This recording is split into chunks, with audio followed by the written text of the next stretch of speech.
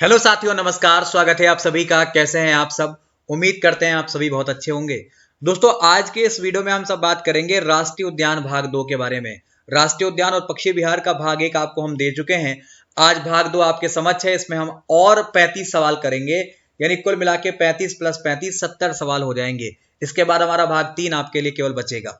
तो आप सब तैयार हो जाइए और आपको जो भी आंसर आता होगा वो आपको कमेंट बॉक्स में कमेंट जरूर करते रहना है। ठीक है भाई? जो आपको खुद से आता है उसको कमेंट करिएगा, जो मैं एक्स्ट्रा पूछूंगा। पहला सवाल आपके स्क्रीन पे है, महात्मा गांधी मरीन राष्ट्रीय उद्यान आप कहां पर देखते हैं? तो आपका जो महात्मा गांधी मरीन राष्ट्रीय उद्यान है उसे आप अंडमान और निकोबार द्वीप समूह में देखते हैं। मैंने इसको शायद एक बार पहले भी बताया है, तो आप इसे याद रखें। अच्छा, अगला सवाल है, बांदीपुर राष्ट्रीय उद्यान आप कहां पर देखते हो? तो आपका जो बांदीपुर राष्ट्रीय उद्यान है इसे आप कर्नाटका में देखते हैं। कहां पे देखते हैं? कर्नाटका में देखते हैं। कंचनजंगा राष्ट्रीय उद्यान आप कहां पर देखते हो? तो कंचनजंगा राष्ट्रीय उद्यान जो है उसे आप सिक्किम में देखते हैं। कहां पर देखते हैं? उसे आप सिक्किम में देखते हैं। एक सवाल कमेंट बॉक्स में आपको बता देना है कि भारत का वो राज्य जिसकी जनसंख्या सबसे कम है। भारत के उस राज्य का नाम आपको बताना है जिसकी जनसंख्या सबसे कम है। क्लियर?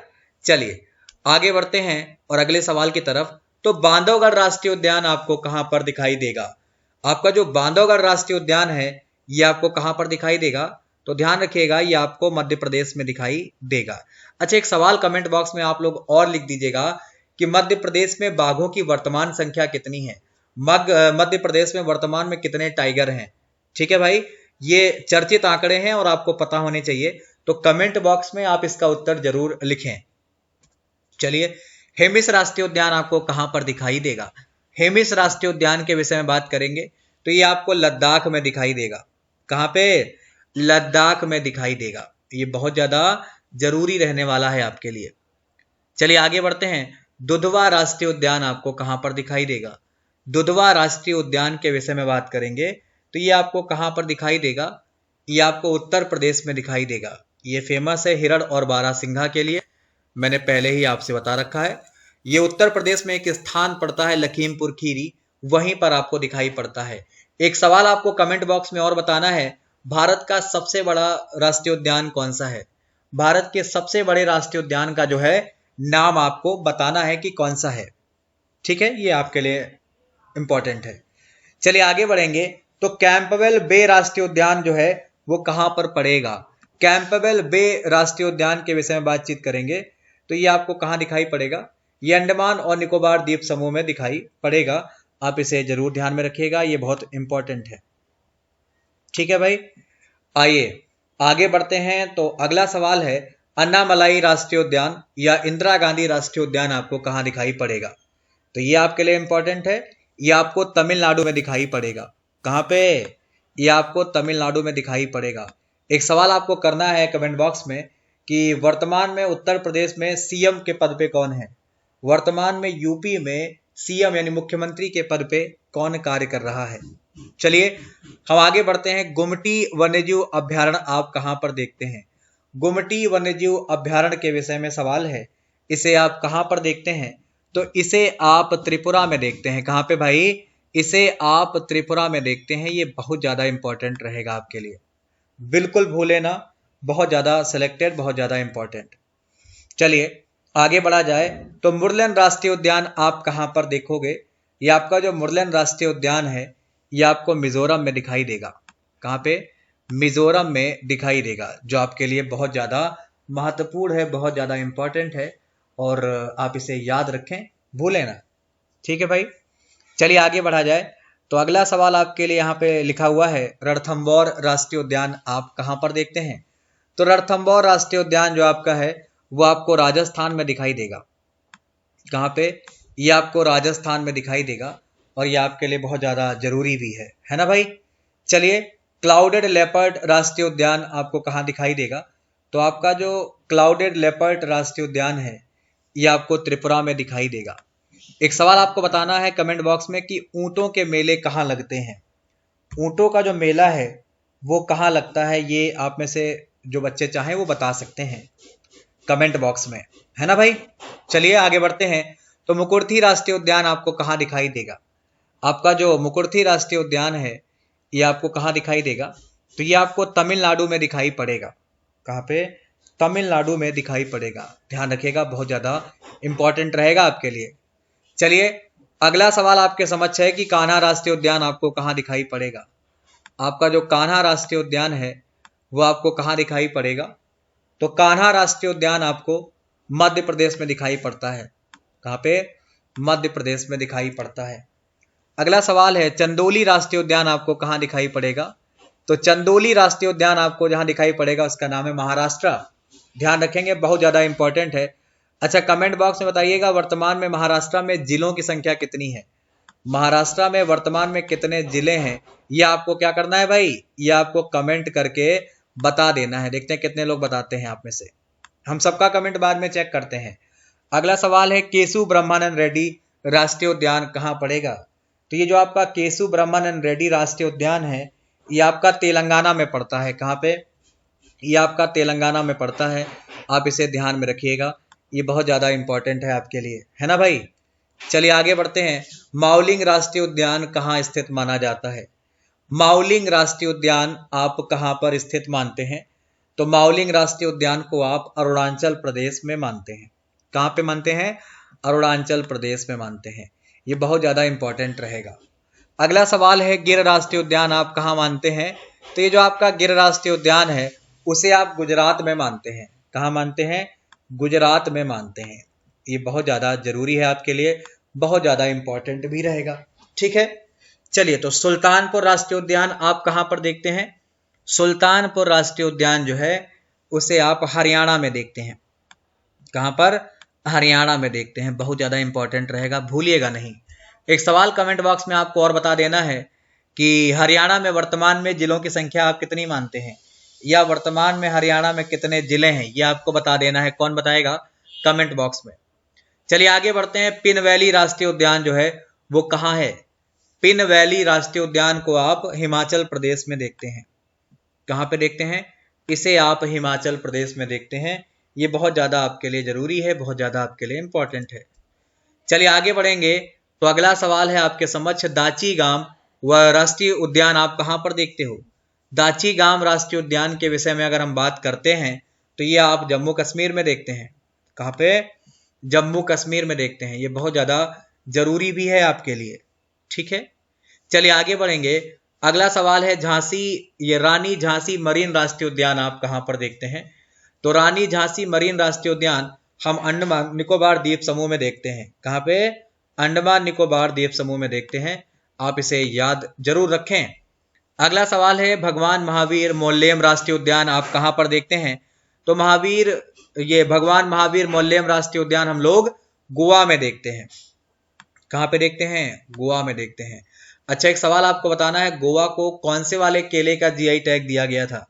कमेंट कीजिएगा, गोवा को कौन से वाले केले का जीआई टैग दिया गया था। चलिए आगे बढ़ते हैं। तो अगला सवाल है संजय राष्ट्रीय उद्यान कहाँ स्थित माना जाता है? आपका जो संजय राष्ट्रीय उद्यान है उसे आप कहाँ पर स्थित मानते हैं? तो संजय राष्ट्रीय उद्यान को आप मध्य प्रदेश में मानते हैं। कहाँ पे? मध्य प्रदेश में मानते हैं। पूरे भारत में सर्वाधिक दाल कहाँ पे होती है? पूरे भारत में मैक्सिमम जो दाल है वो आपकी मध्य प्रदेश में ही होती है। तो आपको ये पॉइंट भी दिमाग में सेट करके रहना है। अगला सवाल है संजय गांधी राष्ट्रीय उद्यान कहाँ पर देखते हैं? यहाँ पे संजय राष्ट्रीय उद्यान था। अगला सवाल है संजय गांधी राष्ट्रीय उद्यान आप कहाँ पर देखते हैं? तो इसका उत्तर हो जाएगा महाराष्ट्र। कहाँ देखते हो भाई? इसका उत्तर हो जाएगा महाराष्ट्र में देखते हैं, जो आपके लिए बहुत ज्यादा इंपॉर्टेंट है और आपको याद भी रखना है। अगला सवाल आपके स्क्रीन पर है दीपोर बील वन्यजीव अभ्यारण्य आप कहाँ पर देखते हैं? तो दीपोर बील वन्यजीव अभ्यारण्य जो है वो आपको असम में दिखाई पड़ता है। कहाँ पे? ये आपको असम में दिखाई पड़ता है। ये आपके लिए बहुत जरूरी है, आप इसे जरूर याद रखें। आइए आगे बढ़ते हैं अगले सवाल की तरफ।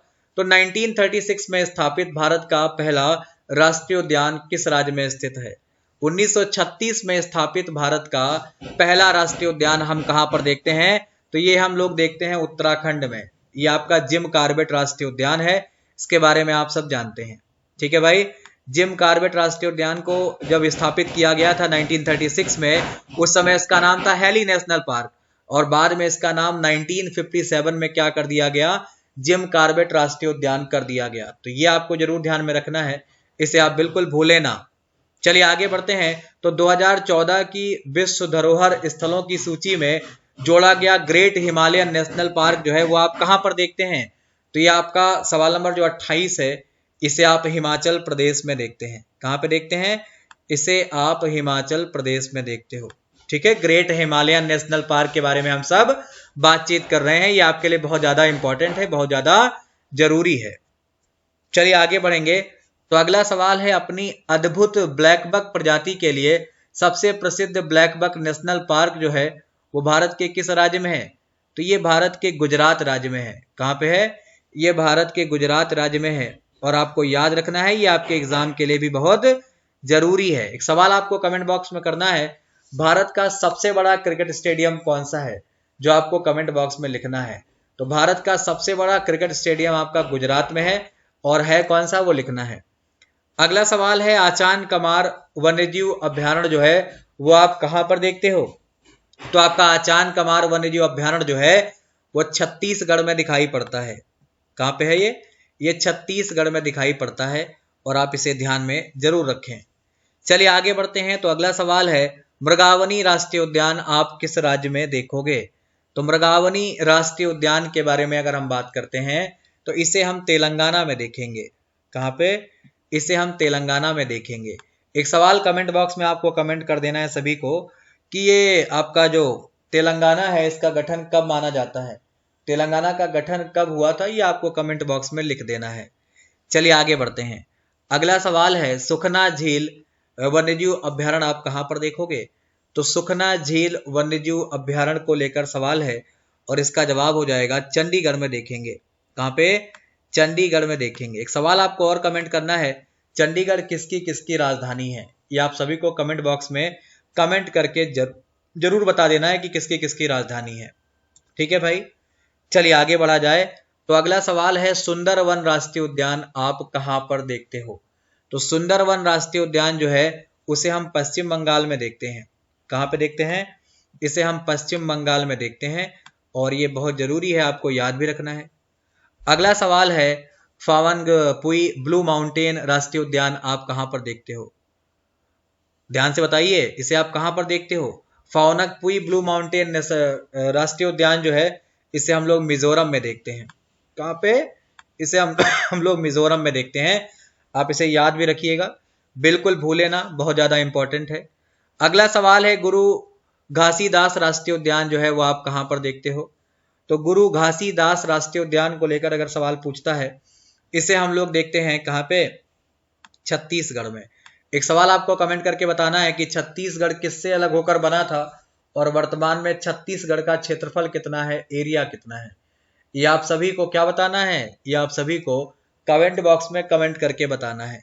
चलिए कुछ इंपॉर्टेंट पॉइंट की बात कर लें। तो अगर आप इन सब टॉपिक को बहुत ज्यादा डिटेल में पढ़ना चाहते हो तो आप मुझे अनअकैडमी प्लस पे फॉलो कर सकते हैं, जिसका लिंक आपको नीचे वीडियो के डिस्क्रिप्शन में मिल जाएगा। तो अनअकैडमी पर फॉलो करने के बाद आपको वहां पे अनअकैडमी प्लस ज्वाइन करना है, और प्लस पे ज्वाइन करते ही ये सारी जो क्लास हैं वो आप डिटेल में कर सकते हो। आपको हमारा कोड यूज करना पड़ेगा दीपक सिंह YT10, जिसके जरिए आप क्या कर सकते हो? प्लस ले सकते हो और अपनी तैयारी को आप बेहतर कर सकते हो। ठीक है, वहां पर आपको सारे विषय मिल जाते हैं, सारी भाषाओं में उपलब्ध हैं, जो चाहे आप बिल्कुल बढ़िया तरीके से तैयारी कर सकते हैं। और ये आपका फ्री क्लास है 8 PM पे। अगर आप फ्री क्लास करना चाहते हैं तो 8 PM पर आप हमारी स्पेशल क्लास भी कर सकते हैं, जिसके लिए आपको कोई चार्ज नहीं देना है, और वहां पर भी आपको unlock code Deepak Singh YT10 ही यूज करना है। क्लियर? ये हमारा वो बैच है जिसमें हम लोग डिटेल में चीजें कर रहे हैं। तो अगर आप प्लस लेते हैं तो आप ये बैच जरूर ज्वाइन कर लें। यहाँ पर आपको चीजें डिटेल में कराई जाएंगी, डिटेल में पढ़ाई जाएंगी। आपको प्लस चार्ज की बात कर लें तो अगर आप 24 मंथ का प्लस एक साथ में लेते हैं तो आपको सिर्फ 150 रुपए पर मंथ ही पे करना है। अगर आप 12 मंथ का प्लस एक साथ में लेते हैं तो आपको सिर्फ 250 रुपए पर मंथ के हिसाब से ही पे करना है। तो ये सारी चीजें आपको ध्यान में रखनी है। और फिलहाल हमने आज के टॉपिक में भाग 2 को खत्म किया है, मतलब 35 + 35 70 सवाल हमने ठीक तरीके से कर लिए हैं। और आगे आने वाला जो हमारा पार्ट होगा वो भाग 3 होगा, जिसमें हम लोग बचे हुए 35 सवाल करेंगे, और इस तरीके से हमारा 105 सवाल का जो टारगेट है वो पूरा हो जाएगा। तो आज के वीडियो में इतना ही। मुलाकात करते हैं आपसे अगले वीडियो में, जो आपके लिए बहुत जबरदस्त होने वाली है। फिलहाल के लिए इतना ही, धन्यवाद।